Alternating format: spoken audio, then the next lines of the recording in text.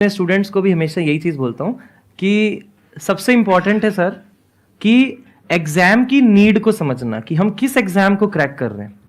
आजकल क्या होता है कि सिलेबस जैसे क्या होता है, बहुत सारे कोचिंग्स, बहुत सारे ऑनलाइन ऑफलाइन इंस्टीट्यूट्स इतने हो गए हैं कि आपको क्या करते हैं कि थोड़ा थोड़ा एक्स्ट्रा पढ़ा देते हैं। जैसे कि इन्होंने मान लीजिए ये टॉपिक छोड़ दिया था, वो दूसरे टीचर ने एक दूसरा टॉपिक पढ़ा दिया, तो स्टूडेंट को लगता है कि अरे ये तो एक्स्ट्रा पढ़ा रहे हैं।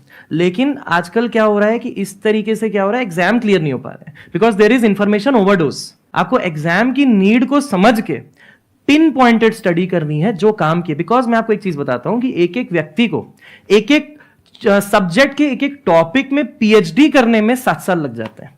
जैसे हम लोग जब आईआईटी बॉम्बे में थे तो वहां पे हमारी एक सीनियर थी जो पीएचडी कर रही थी। वो पीएचडी अपनी कंप्लीट की है 8 ईयर्स में।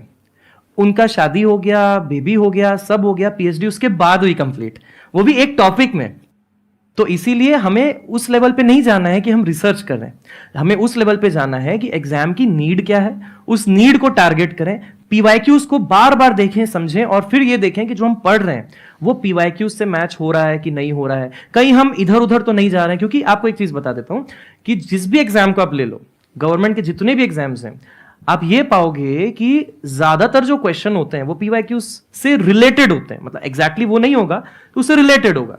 तो अगर आप जितना स्टडी अच्छे से पीवाईक्यूज को करोगे उतना बेहतर तरीके से आप अपने प्रिपरेशन को चैनलाइज कर पाओगे।